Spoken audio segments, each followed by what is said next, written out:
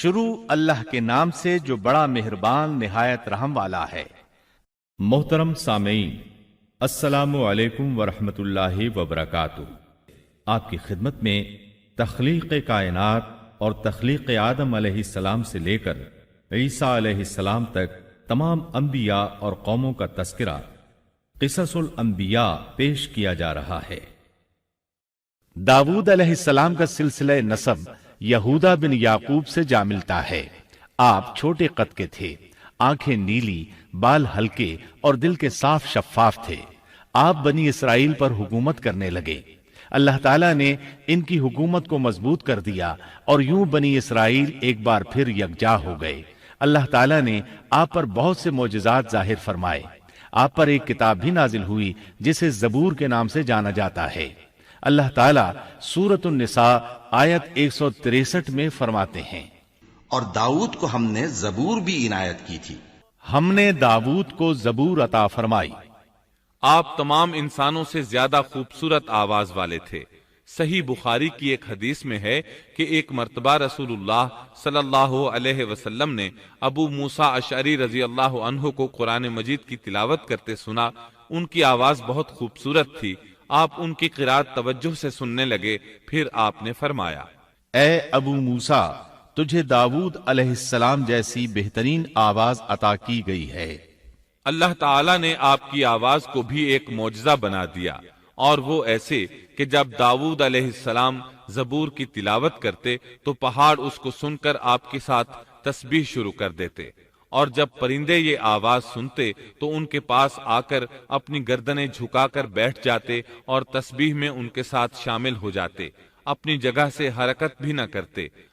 اللہ تعالی سورہ سبا آیت 10 میں فرماتے ہیں، اور ہم نے داؤد کو اپنی طرف سے برتری بخشی تھی اور کہا تھا، اے پہاڑوں ان کے ساتھ تسبیح کرو، اور پرندوں کو ان کا مسخر کر دیا۔ اے پہاڑوں، اس کے ساتھ رغبت سے تسبیح پڑھا کرو، اور پرندوں کو بھی یہی حکم ہے۔ خود داود علیہ السلام کے بارے میں اللہ تعالیٰ کا فرمان ہے، اور ہمارے بندے داود کو یاد کریں جو بڑی قوت والا تھا، یقیناً وہ بہت رجوع کرنے والا تھا۔ اسی طرح اللہ تعالیٰ سورۃ الانبیاء آیت 79 میں فرماتے ہیں، اور ہم نے پہاڑوں کو داؤد کا مسخر کر دیا تھا کہ ان کے ساتھ تسبیح کرتے تھے، اور پرندوں کو بھی مسخر کر دیا تھا، اور ہم ہی ایسا کرنے والے تھے۔ اور ہم نے پہاڑ کو داود کے تابع کر دیا جو تسبیح کرتے تھے، اور پرندوں کو بھی، اور ہم ہی یہ سب کچھ کرنے والے تھے۔ یہ داود علیہ السلام کے معجزات تھے۔ اللہ تعالیٰ نے اور بھی کئی معجزات سے انہیں نوازا تھا۔ اللہ نے آپ کے لیے لوہے کو نرم فرما دیا تھا۔ آپ لوہے سے اس طرح چیزیں بنا لیتے تھے جس طرح لوگ گارے اور مٹی سے بنا لیتے ہیں۔ آپ لوہے سے زرہیں بناتے تھے۔ نوح علیہ السلام سے پہلے بھی زرہیں ہوتی تھیں، لیکن وہ تختیوں کی مانند ہوتی تھیں۔ ان کو سینے اور کمر کی طرف لٹکا لیا جاتا تھا، لیکن ان کا بوجھ بہت ہوتا تھا۔ آپ نے لوہے کی کڑیاں اور دائرے بنا کر ان کو خاص انداز میں جوڑ جوڑ کر زرہیں تیار کیں۔ یہ بہت ہلکا لباس تھا اور پورے جسم کو دشمن کے وار سے محفوظ رکھتا تھا۔ اللہ تعالیٰ سورہ سبا آیت 10 اور 11 میں فرماتے ہیں، اور ان کے لیے ہم نے لوہے کو نرم کر دیا کہ کشادہ زرہیں بناؤ اور کڑیوں کو اندازے سے جوڑو، اور نیک عمل کرو، جو عمل تم کرتے ہو میں ان کو دیکھنے والا ہوں۔ اور ہم نے اس کے لیے لوہا نرم کر دیا کہ تو پوری پوری زرہیں بنا اور جوڑوں میں اندازہ رکھ، تم سب نیک کام کیا کرو، یقین مانو کہ میں تمہارے اعمال دیکھ رہا ہوں۔ ان آیات میں اللہ تعالیٰ فرماتے ہیں کہ داود علیہ السلام کو ہم نے حکم دیا کہ زرہیں لوگوں کے لیے نہایت موزوں ہونی چاہیے، ان کی کڑیوں کو بڑے مناسب انداز میں جوڑنا، نہ اس قدر موٹی ہوں کہ ان کا وزن بڑھ جائے، نہ اس قدر پتلی کہ جلد کٹ جائیں اور اپنا مقصد پورا نہ کر سکیں۔ اسی طرح اللہ تعالیٰ سورۃ الانبیاء آیت 80 میں فرماتے ہیں، اور ہم نے تمہارے لیے ان کو ایک طرح کا لباس بنانا بھی سکھا دیا تاکہ تم کو لڑائی کے ضرر سے بچائے، پس تم کو شکر گزار ہونا چاہیے۔ اور ہم نے اسے تمہارے لیے لباس بنانے کی کاریگری سکھائی تاکہ لڑائی کے ضرر سے تمہارا بچاؤ ہو سکے۔ بہرحال اس صنعت کے موجد داود علیہ السلام ہیں۔ اللہ تعالیٰ نے آپ کی حکومت کو خوب مضبوط کیا آپ کو زبردست فضائل اور معجزات سے مالا مال کیا۔ اللہ تعالیٰ سورۃ صاد آیت 20 میں فرماتے ہیں، اور ہم نے ان کی بادشاہی کو مستحکم کیا اور ان کو حکمت اور فیصلہ کن خطابت عطا فرمائی۔ اور ہم نے اس کی سلطنت کو مضبوط کر دیا تھا اور اسے حکمت دی تھی اور بات کا فیصلہ سمجھا دیا تھا۔ آپ لوگوں کے درمیان نہایت عادلانہ فیصلے فرماتے تھے۔ آپ نبی بھی تھے، بادشاہ بھی اور قاضی بھی۔ آپ کی حکومت کے متعلق کئی احکامات نازل ہوئے۔ ان میں سے قرآن مجید میں ایک حکم عجیب انداز سے آیا ہے۔ ہوا یوں کہ آپ نے عبادت اور عدالت کے لیے اوقات مقرر کر رکھے تھے۔ عبادت کے لیے ایک جگہ بنوا رکھی تھی۔ دن میں فیصلے کرتے، رات کو عبادت۔ جب عبادت کرتے تو کسی کو ان کے پاس آنے کی اجازت نہیں تھی۔ ایک روز ایسا ہوا کہ 2 آدمی بغیر اجازت اندر آ گئے۔ دروازہ بند تھا لیکن وہ دیوار پھاند کر اندر آ گئے۔ آپ ڈر گئے کہ کہیں حملہ آور نہ ہو۔ اللہ تعالیٰ سورۃ صاد آیت 21 اور 22 میں فرماتے ہیں، اور کیا تجھے جھگڑا کرنے والوں کی بھی خبر ملی جبکہ وہ دیوار پھاند کر محراب میں آ گئے؟ جب یہ داؤد کے پاس پہنچے تو وہ ان سے ڈر گئے۔ وہ کہنے لگے، خوف نہ کیجیے، ہم مقدمہ کے 2 فریق ہیں، ہم میں سے ایک نے دوسرے پر زیادتی کی ہے، لہٰذا آپ ہمارے درمیان حق کے ساتھ فیصلہ کر دیجئے اور ناانصافی نہ کیجیے اور ہمیں سیدھی راہ بتا دیجیے۔ داؤد علیہ السلام نے فرمایا، بتاؤ تمہارا کیا مسئلہ ہے؟ ان میں سے ایک نے کہا، یہ میرا بھائی ہے، اس کے پاس 99 دمبیاں ہیں اور میرے پاس ایک ہی دمبی ہے، لیکن یہ مجھ سے کہہ رہا ہے کہ اپنی یہ ایک بھی مجھے دے دے اور مجھ پر بات میں بڑی سختی برتتا ہے۔ اس آیت کی تفسیر میں ہے کہ ایک دمبی والے بھائی نے کہا، یہ میرا بھائی بہت چالاک ہے، برے طریقے سے بات کرتا ہے، کہتا ہے کہ میری دمبیاں چرنے جاتی ہیں تو اس اپنی ایک دمبی کو بھی ان کے ساتھ بھیج دیا کرو۔ جب میری دمبی اس کی دمبیوں کے ساتھ آنے جانے لگ گئی تو اب یہ کہتا ہے کہ یہ بھی میری ہے، اب میں خالی ہاتھ ہوں۔ اس طرح میں اس کے ظلم کا نشانہ بن چکا ہوں۔ داؤد علیہ السلام نے فوراً کہا، اس کا اپنی دمبیوں کے ساتھ تیری ایک دمبی ملا لینے کا سوال واقعی تیرے اوپر ایک ظلم ہے، اور اکثر حصے دار اور شریک ایسے ہی ہوتے ہیں کہ ایک دوسرے پر ظلم کرتے ہیں، سوائے ان لوگوں کے جو ایمان لائے اور جنہوں نے نیک عمل کیے، اور ایسے لوگ بہت ہی کم ہیں۔ داؤد علیہ السلام نے دوسرے بھائی کی بات سنے بغیر ہی اسے ظالم ٹھہرا دیا۔ آپ کا فیصلہ سنتے ہی دوسرا بول اٹھا، آپ نے میری بات تو سنی ہی نہیں اور فیصلہ دے دیا، پہلے آپ میری بات تو سنتے۔ داؤد علیہ السلام فوراً بھانپ گئے کہ ان سے غلطی ہوئی ہے اور سمجھ گئے کہ یہ اللہ تعالیٰ کی طرف سے آزمائش ہے۔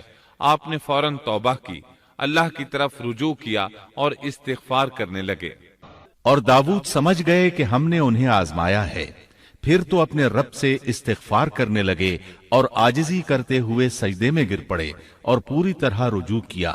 پس ہم نے بھی ان کا وہ قصور معاف کر دیا، یقیناً وہ ہمارے نزدیک بڑے مرتبے والے اور بہت اچھے ٹھکانے والے ہیں۔ اس کے بعد اللہ تعالیٰ سورۃ صاد آیت 26 میں فرماتے ہیں، اے داؤد، ہم نے تمہیں زمین میں خلیفہ بنا دیا، تم لوگوں کے درمیان حق کے ساتھ فیصلہ کیا کرو اور اپنی نفسانی خواہش کی پیروی نہ کرو، ورنہ وہ تمہیں اللہ کی راہ سے بھٹکا دے گی۔ یقیناً جو لوگ اللہ کی راہ سے بھٹک جاتے ہیں ان کے لیے سخت عذاب ہے، اس لیے کہ انہوں نے حساب کے دن کو بھلا دیا ہے۔ اس طرح داؤد علیہ السلام اللہ تعالیٰ کے اس فرمان کے مطابق فیصلے کرنے لگے۔ اللہ کے ہاں ان کا احترام اور اکرام اور بڑھ گیا۔ آپ کثرت سے روزے رکھتے اور خوب عبادت کرتے۔ آپ اس وقت تمام انسانوں سے بڑھ کر اللہ کی عبادت کرنے والے تھے۔ امام بخاری نے ایک حدیث نقل کی ہے جس کے الفاظ کچھ اس طرح ہیں، اللہ تعالیٰ کے نزدیک سب سے محبوب نماز داؤد علیہ السلام کی نماز ہے، اور اللہ تعالیٰ کی طرف سب سے محبوب روزہ داؤد علیہ السلام کا روزہ ہے۔ وہ رات کا آدھا حصہ نیند فرماتے، اس کے بعد تہائی رات قیام کرتے اور رات کے چھٹے حصے میں سو جاتے تھے۔ ایک دن روزہ رکھتے اور ایک دن روزہ چھوڑ دیتے تھے۔ لڑائی میں جب دشمن سے مقابلہ ہوتا تو بھاگتے نہیں تھے۔ اس حدیث میں نفل نماز یعنی نماز تہجد اور نفلی روزے کا ذکر ہوا ہے۔ بہرحال یہ وہ صفات ہیں جو داؤد علیہ السلام کے بارے میں حدیث رسول میں آئی ہیں۔ اللہ تعالیٰ نے سورہ سبا آیت 13 میں ان کی تعریف کرتے ہوئے ان کی آل کو اللہ کا شکر ادا کرنے کا حکم دیا۔ اے آل داود، اس انعام کے شکریہ میں نیک عمل کرو۔ داؤد علیہ السلام کی ایک صفت یہ تھی کہ آپ بہت شکر گزار تھے، اور ایسے لوگ کم ہی ہوتے ہیں، جیسا کہ سورہ سبا آیت 13 میں اللہ تعالیٰ فرماتے ہیں۔ داؤد علیہ السلام میں جیسے دیگر بہت سی خوبیاں تھیں، وہاں ایک بہت عظیم خوبی یہ بھی تھی کہ وہ ایک بادشاہ ہونے کے باوجود ایک درہم بھی سلطنت کے بیت المال سے نہیں لیتے تھے، اپنا اور اپنے اہل و عیال کا بوجھ خود اٹھاتے تھے، اور اپنی محنت اور ہاتھ کی کمائی سے حلال روزی حاصل کر کے اپنے اہل و عیال کو کھلاتے تھے۔ داؤد علیہ السلام کی اس عظیم صفت کو نبی کریم صلی اللہ علیہ وسلم نے یوں بیان کیا ہے، صحیح بخاری میں ہے، کسی انسان نے اس شخص سے بہتر روزی نہیں کھائی جو خود اپنے ہاتھ سے کما کر کھاتا ہے۔ اللہ کے نبی داؤد علیہ السلام بھی اپنے ہاتھ سے کام کر کے روزی کھایا کرتے تھے۔ بعض مفسرین بیان کرتے ہیں کہ داؤد علیہ السلام دعا مانگا کرتے تھے کہ اے میرے اللہ، کوئی ایسی صورت پیدا کر دے کہ میرے لیے ہاتھ کی کمائی آسان ہو جائے، کیونکہ میں بیت المال پر اپنا بوجھ نہیں ڈالنا چاہتا۔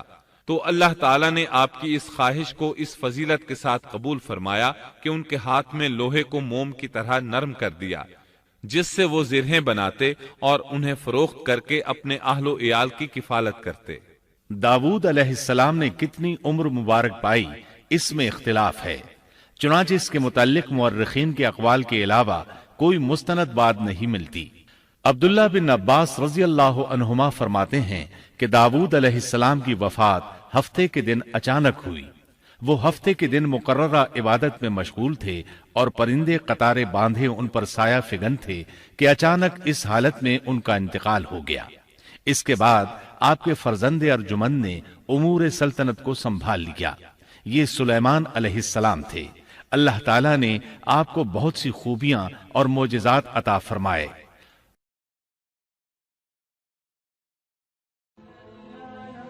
Thanks for watching. Don't forget to like, comment, share and subscribe to